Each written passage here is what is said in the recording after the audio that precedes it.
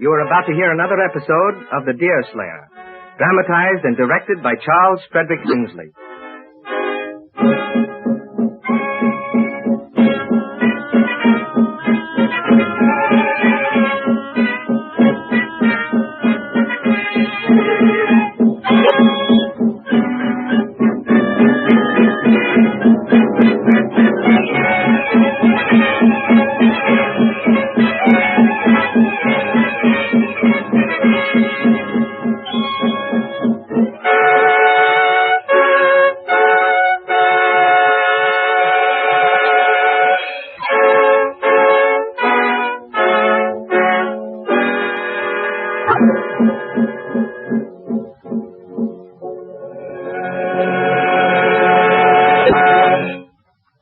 Hetty Hutter's mission to the Iroquois camp seems to have failed in its purpose to free her father and Hurry Harry. She reads from her Bible to Rivenoak, the chief, but he is unimpressed. When the girl asks what he intends to do with his captives, he replies sullenly that they must die at sunset. And he also tells her that the Indians have built a raft and intend to attack and burn Muskrat Castle, where Deerslayer, Chingachgook, and Judith are holding a council of war. The present episode opens at the castle, where the three friends are facing a serious prospect. It is just after sunrise, and Deerslayer has gone to arouse the Delaware chief.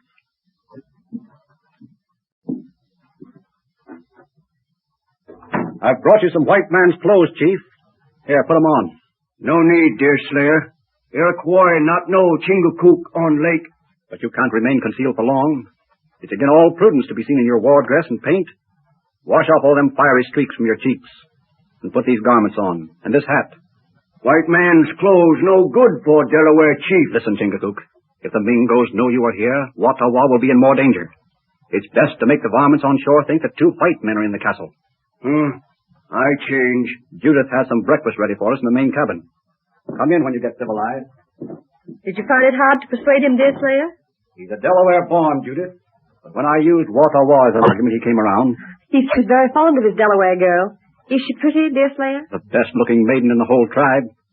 You should hear her voice and see her when she smiles. And do you say she was stolen by the Iroquois? Just plain kidnapped when she was away with her father and mother on a fishing trip. Do the Indians love their children? The red man has the same feelings we do. Yes, they love their children. And Chingachgook loves his gal. That's why he's come to rescue her. Oh, this whole business is horrible. We must do something at once. Hetty will have no influence. She thought her Bible would convert the enemy, but she's probably a prisoner herself by this time. Did you tell your Delaware friend about the chest and the things we found? Not yet. But I have some of these elephant things in my pocket, and I'll show them to him when he comes. Well, here he is. Well, Chingachgook, the Mingoes won't recognize you in that garb. Why, you look civilized as a Christian. My face is almost as brown as yours, and we could both pass as white men at a long distance. Here, sit down and eat while we make plans. Tell him about the chest, Judith. We've been trying to find things to buy Father's ransom, and we opened an old chest that he's always kept secret. We found some wonderful clothes embroidered with gold and lace, some handsome dresses, a pair of silver pistols, and some ivory elephants. I have some of them here, Chief. Take a look. I call them idols. Look at his eyes, Judith. Did you ever see Indian greed before? I told you. Good. White animals buy whole tribe of Iroquois. Deerslayer, I hear steps on the platform outside. Someone is coming. Keep back. Let me see through the chink here. It's a Mingo, Judith. I do believe the varmints have come off on a raft. Give me my rifle and keep in the corner. Chingachgook, go in the next room. You mustn't be seen yet. It is an Indian, but Hetty's with him. Judy! Deerslayer! Don't be afraid. We're alone. We have no arms. We've a message from the Iroquois. Open the door, Judith, while I keep the savage covered. Don't fire, Deerslayer. He's not armed, I tell you. Come in, Indian, and sit down. Hetty, are you safe? Tell us, did you go to the enemy camp? Did you see Father? What did the chief say? Yes, I saw Father. I did not stay with him long, though. I went at once to the chief Rivenoak. I read him texts from my Bible. What did he say? At first he said Father and Hurry were to be killed at sunset. Then he came later and said he was wrong, that what I had read from the good book was right. Then he put me on a raft and sent me with the Indian to the castle. Didn't I tell you, Judy, about the power of the Bible? If it were true, it would be a miracle. Let me talk a little with Hetty. Was this raft made after you reached the Indian camp, gal? Or was it ready-made? The raft was ready-made and in the water. Could that have been a miracle? Yes, an Indian miracle. You found the raft ready-made and waiting for its cargo, huh? It was as you say. The raft had been built. They put me on it and told this young man to row me off here. And the wood is full of the vagabonds waiting to know what's to be the upshot of the miracle. No, I comprehend the affair now. But let me keep my eyes on this young bloodsucker, or he'll borrow a canoe without asking. I see he has his eye on them elephants. He's been too busy studying them to notice much else since arriving here. Listen, Mingo. Forget them white elephants for a minute. I want to talk to you. Where t'other, pale brother? He sleeps. How did you know there was another? See him from shore. Iroquois got long eye. See beyond cloud. See bottom great spring. Can you tell me, boy, what your chief intends to do with their prisoners? Scalp. When? Tonight. Sunset. Why not take them to your wigwams? Wigwam full. Scalp sell high. Small scalp. Much gold. That explained it. Now look here, lad. Those white men belong in this castle. See them white animals you've been admiring? You go back to your chief and say we will give him 2 of the ivory creatures as ransom, 1 for each scalp. Go back and tell him this, and bring me the answer before sunset. White man let Injun take one animal? Show, chief? No, your chief would never see it. You can tell him all about it. Now get out. But bring me the answer before sunset.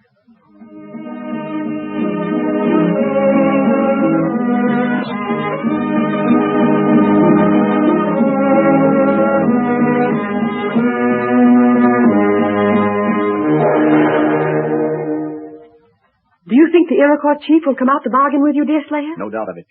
Did you see that young Indian's eyes glitter as he looked at those ivory elephants?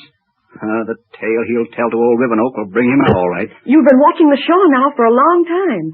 Do you see any sign of their leaving? Not yet, but I expect to any time now. Hetty, Chingachgook here is very anxious to get some information from you. He's not much of a talker. But I'm going out onto the platform with this spyglass and leave him alone with you. Tell him about his sweetheart. I'll call when the Redskins put out from the shore. Your name is Chingachgook? Chingachgook. You are the great serpent of the Delawares? Chingachgook. That's a great serpent. Deerslayer tongue. Chingachgook. That's what Hist called it. Hist? You mean Watawa? Watawa or Histo-Hist. I think Hist is prettier than Wah, so I call her Hist. Wah very sweet in Delaware ears. She sing like bird. You hear her sing? I did. What she sing most? How she look? Often she laugh? She sang, Chingachgook, oftener than anything else. You have a message from her, Delaware. I'll tell it to you. I hope these logs haven't ears. Hist told me to say this. You mustn't trust the Iroquois. Then she says, there is a large bright star that comes over the hill about an hour after dark. And just as that star comes in sight, she will be on the point where I landed last night, and that you must come for her in a canoe. Good. Chingachgook understand. And now let me tell you something for myself. When you marry Hist, you must be kind to her, and smile on her, and not be cross as some of the chiefs are with their squaws. Always good to Wah. Too tender to twist hard, else she break. Go to Deerslayer now. Shh. Deerslayer, come. The Iroquois have put off from the shore, Chief. I want you to help me watch them. There's no telling what deviltry they're up to. Well, did you hear from Watawa?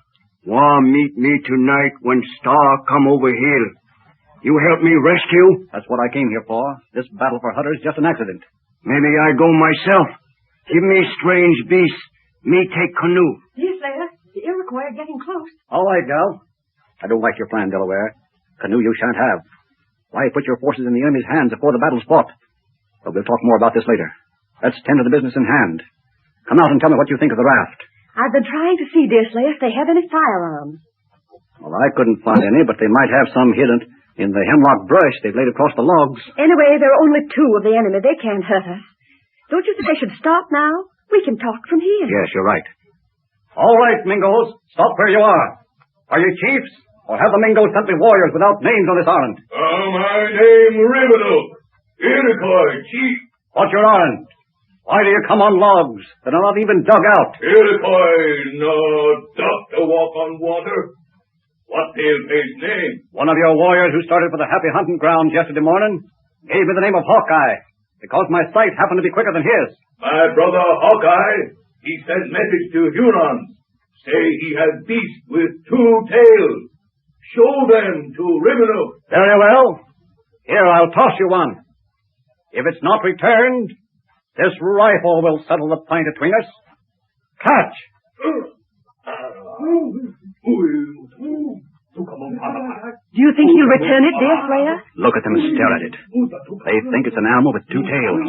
It passes beyond anything they ever saw in these woods. Well, what do you say, Rivenoak? Has my pale-faced brother any more such beasts? Yes, but one's enough to buy 50 scalps. One of my prisoner, great warrior, tall as pine, strong as moose. Other prisoner very wise, king of this lake. I know, but a beast with 2 tails is worth 2 such scalps. But my brother has another beast. He will give 2 for old father. No, it's beyond all reason. 1 beast is enough. Rivenoak will not trade with Paleface. 2 scalps worth more than 1 beast. Here, take beast. We go back to shore. Oh, Deerslayer, tell him you'll give him 2. We don't want them. They're going back. Quick, tell him 2. Not yet, Judith. I think that when he has reconsidered, he will... Deerslayer, be on your guard. I can see rifles underneath the hemlock brush. And the other Iroquois is loosening them with his feet.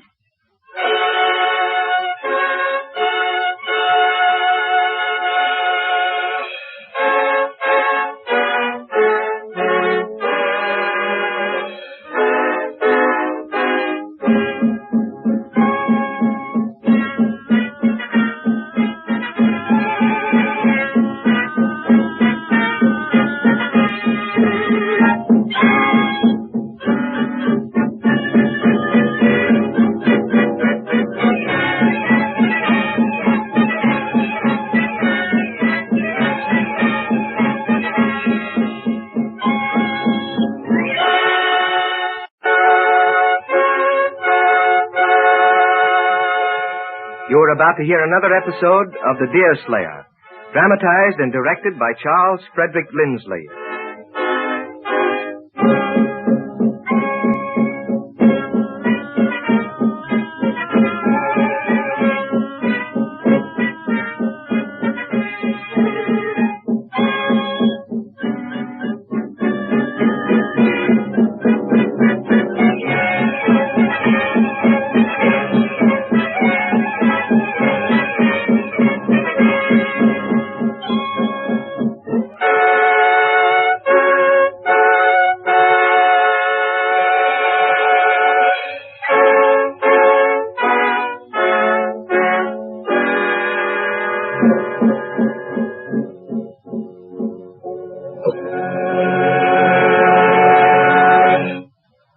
Deerslayer has negotiated for the ransom of the 2 white men held prisoners by the Iroquois. He has shown the chief Rivenoak the curious little ivory elephants, the beasts with 2 tails, and demanded the return of Tom Hutter and Harry March for their exchange. Rivenoak parleys with the woodsman and finally refuses the offer. As the Iroquois push off in their raft, Judith, who is watching them through the spyglass, cries out a warning. Be on your guard, Deerslayer.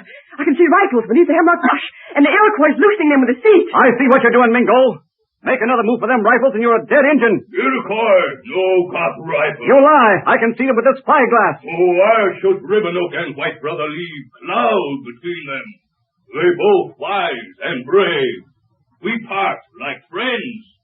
1 beast, price for 1 prisoner. I thought you'd come to your senses.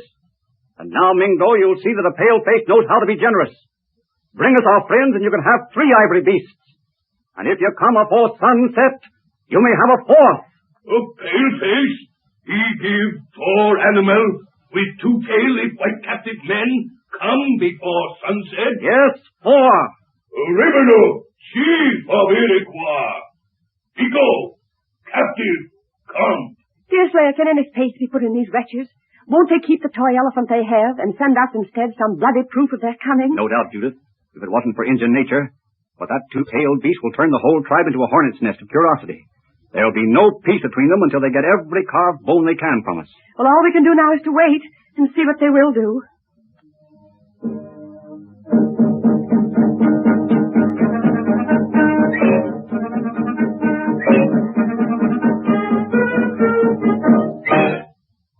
I wonder why they've been so long in coming. It's almost dark now. Do you suppose they've intentionally waited until this time so they can attack us? No, they'll not attack, I'm sure. They know the danger in that. I think they probably had Hurry and your father at a camp removed from the point where they embarked, and had to wait until some of the band could fetch them. Must not make Iroquois angry. Be friendly, Deerslayer. Well, that's a new note from you, Chingachgook. What's your reason in that? Make Iroquois angry. They take women away from camp. Oh, I see. Some more cunning of Big Serpent. He's afraid, Judith, that the Indians will remove the women and children and take Watawa along. I guess you're right, Chief. Rather than have the bargain fall through now, I'll throw in 3 or 4 war trinkets to please their fancy. We must keep them calm and trustful until we can get your gal away from them. I believe I see them now, Deerslayer. It's getting dark, but maybe you can tell who's on the raft. Oh, you're right, gal. They've slipped up on us almost while we've been talking about them. Here, let me see. Can you see Father and Harry? Yes. Your father and Harry are on board all right. All trussed up like animals. Listen. Ahoy there! Judith! Deerslayer! It's Father. It's all right, old Tom. Tell the Mingos to keep the distance. We'll make our bargain from here. Chingachgook, go inside and hide all the firearms. I know Hurry Harry, and he'll break faith with the enemy as soon as he lands, if he can lay hand to a rifle. Are you armed, Iroquois? No, pale-face brother, no. River no put faith in him. No got gun on raft. All right. Draw up and put your prisoners on this platform. But we have you covered in one false move, and you'll never see your tribe again. Judith here will hand you the little beasts when you help old Tom and his friend up on the castle. Here, Judith. Take these elephants and pass them over when the prisoners come up on the platform with us. The other Iroquois cutting the ropes off their feet now and helping them up. They've been trussed up so tight they can hardly stand. Hello there, Harry. You look like a girdled pine in the clearing. I'm glad to see that you haven't had your hair dressed by any Iroquois barbers. Okay, Deerslayer. It'll be prudent for you to deal less in mirth and more in friendship. Give us a hand. Act like a Christian for once and not like a laughing schoolgirl. We'll take the master of the castle first. Up with you, Hunter. Here, let me cut these bonds off your hands. You've come off whole, feet and all. You're just a little numb from being tied up so tight, that's all. Here, dance around a bit, and nature will soon set the blood in motion. Have you delivered the elephants, Judith? Yes, Rivenoak has them all. Good. Come on, Harry, you're next. Welcome to Muskrat Castle. I'll perform the same service for you. There. Give me that rifle. Hurry. I'll teach them bloody varmints they can't treat Harry this way. Drop that rifle, Harry. Are you crazy? Give it to What me. did I say? I'll tell you them Indians have treated me in a terrible way. You think I'm going to let them get away with that? Well, Harry, it's a good thing that you fired straight in the air. If you'd killed one of the Mingos on the raft, no ransom in the world could save our scalps. You're a fool to lose control of yourself in such a way. You've come off whole, and that's not little. Knowing that there's 4 rifles on the castle now, the varmints may decide to leave these parts. You're a woman, Deerslayer. Grow a beard, and maybe you'll be fit company for real men. That blackguard Rivenoak has an uncommon scalp, and I'd give as much for it as the colony. A white man's word is worth more than all the scalps in the world, Harry. And Deerslayer never breaks faith, even with a redskin. Well, it's over now, and sighs and lamentations won't mend the matter.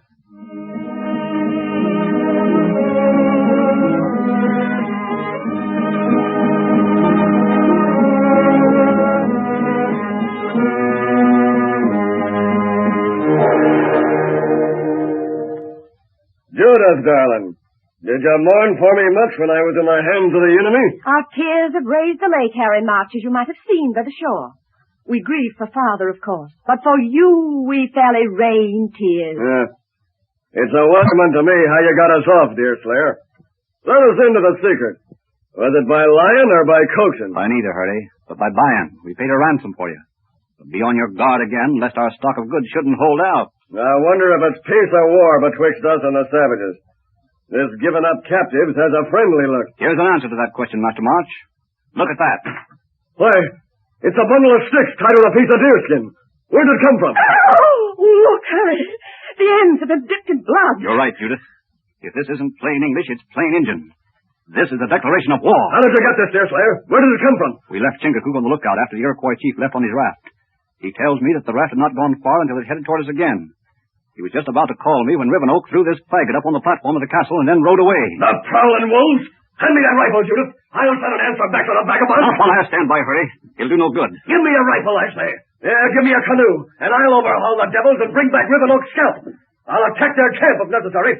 They fetched me once, but this time the painted reptiles will not catch me up. Deerslayer, you're untrue to your friend. Shame on you, Harry March. You're a braggart and an ingrate. Let him rant, Jude. The war's not over, Hurry. And you'll have chance enough to express your vengeance. But go into the cabin with Hutter and cool yourself off. You're in no danger tonight. You're nothing but a fool. A well-named young man, Judith. Harry certainly expresses his nature. And that quick temper of his will get him into plenty of trouble before he dies. Oh, Deerslayer, this is a terrible life for women. Would to heaven I could see an end to it. The life is well enough, Judith. What would you wish to see in its place? I should be 1,000 times happier to live nearer civilized beings, where sleep at night would be sweet and tranquil. A dwelling near the fort would be better than this dreary place. Nay, Judith, I can't agree in the truth of all that. If forts are good to keep off enemies, they sometimes hold enemies of their own. But women are not made for scenes like these, Deerslayer. Scenes of which we shall have no end as long as this war lasts. If you mean women of white color, you're not far from the truth. But it's different for the women of the red men. Nothing would make Hist happier than to know that Chingachgook is prowling around for a scalp. Surely she cannot be a woman and not feel concern when she knows the man she loves is in danger. She doesn't think of the danger, Judith, but of honor. Well, no white girl could feel anything but misery if she believed her betrothed in danger of his life. Nor do I believe that even you could be at peace if you believed your Hist in danger. But I have no Hist, nor am I like to have. For I hold it wrong to mix colors except in services. In that you feel as a white man should. Though as for Harry, he would be all the same, whether his wife were a squaw or a governor's daughter, provided she was comely and would help keep his stomach full. Oh, you do March an injustice, Judith. No, Harry's greedy, selfish, and overbearing, ferocious. He's not like you, Deerslayer. You're manly and natural and honest. Thank you, Judith. Thank you with all my heart. Harry is blunt. But listen, that's Chingachgook. Come in, Chief. Time to meet Wattawa. Yes, you're right, Delaware. I was forgetting. Well, I'm ready. We'll take the largest canoe and start for the rendezvous at once. Deerslayer, how do you propose to rescue the Delaware girl? She's to meet us at the big rock when the big star shows in the north. Well, how can she get away from the Iroquois to meet you as you planned? Don't they hold her captive? Yes, but in the darkness she may get away long enough to meet us if we're prompt. I don't think it is at all likely that she's unobserved. Why? Well, the Iroquois must know that your friend Chingachgook is here with us in the castle. Do you think they'll take their eyes off the girl even for a moment? They probably know about the chief here all right. But since the gal has sent us word, we must not disappoint her if she tries to keep the appointment. Well, suppose she's not at the rock. What'll you do then? We go Mingo camp. Take war when Mingo sleep. Oh, Deerslayer, do you intend to go into the Mingo camp? If you do not sign war at the rock, why, it's taking your life in your hands. Oh, very likely, gal. Oh, I tell you, this is folly. This bundle of sticks dipped in blood, which they sent to the castle, means that they will give no quarter. What can you do against 40 or 50 cruel Indians? You must leave all that to our cunning, Judith. Now, we'll find a way to take the gal. And we'll be back here at the castle afore daylight. Are you ready, Chief? Canoe ready. We go take war. Maybe 3, 4 Mingo scalp. Then goodbye, Deerslayer, and good luck. You're going into a death trap. My instinct tells me a great evil awaits you. Be careful, Deerslayer. We'll take no more chances than needed, Judith. And we'll be back again the rising of the sun. Goodbye. Goodbye.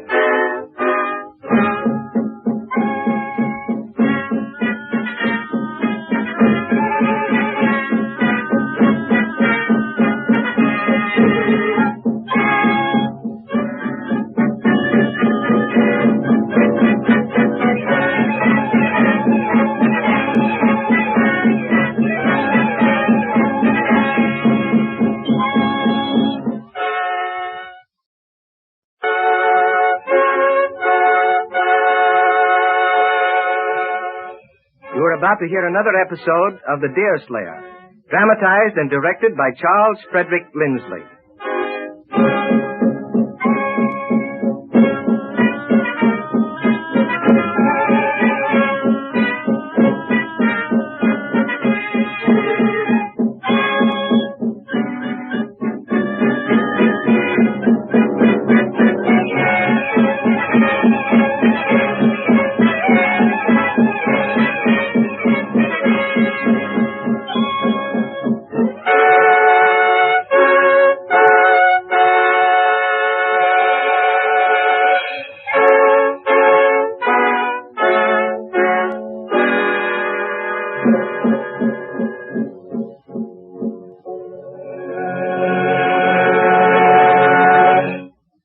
Deerslayer has finally bought the freedom of Hurry Harry and old Tom Hutter by giving Rivenoak, the Indian chief, 4 small white ivory elephants.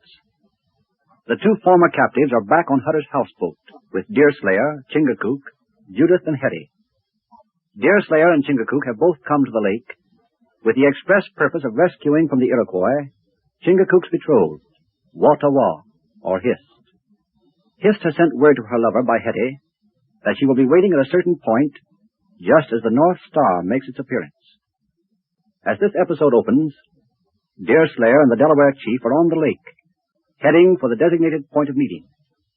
They realize that their mission is a hazardous one and are proceeding with great caution.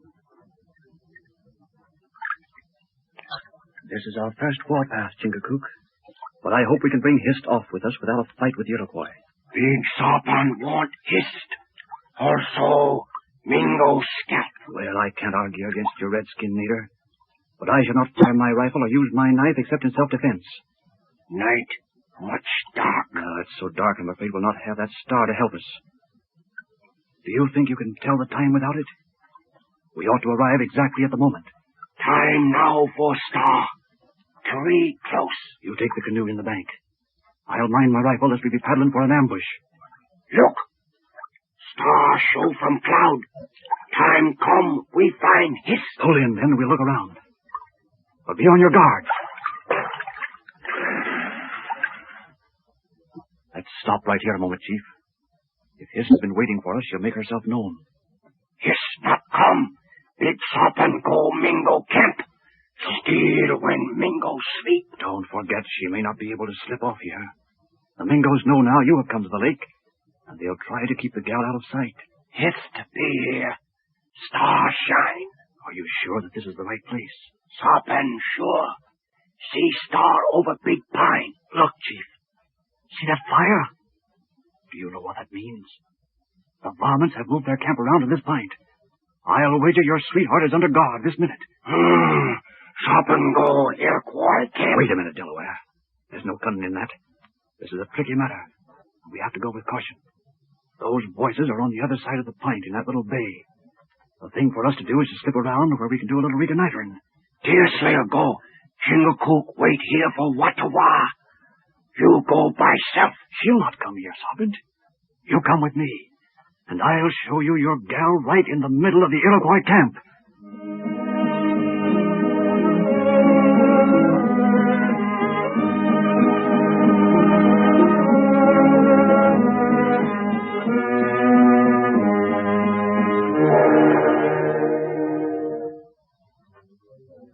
There they are, Sergeant.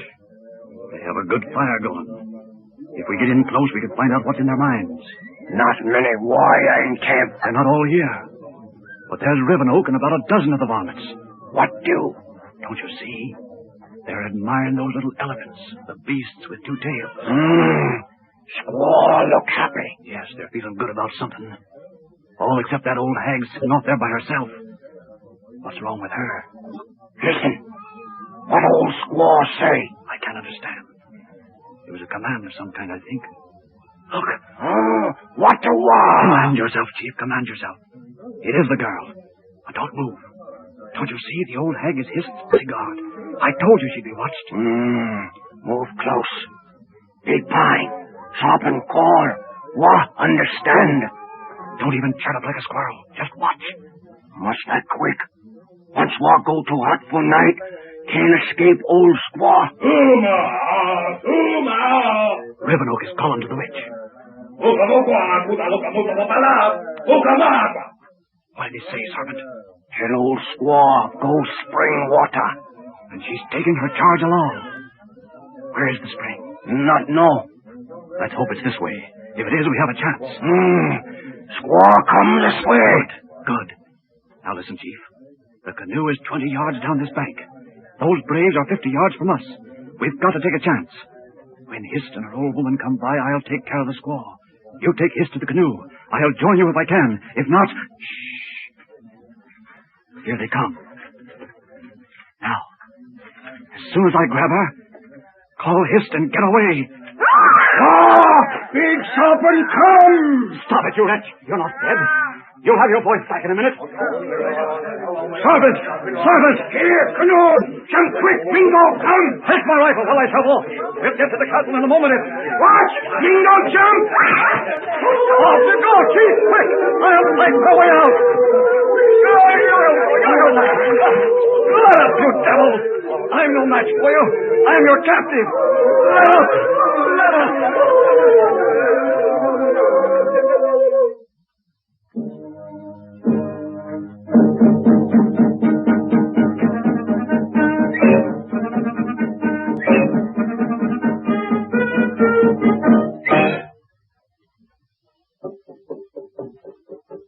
Well, Rivenoak, here I am, trussed up like a fowl.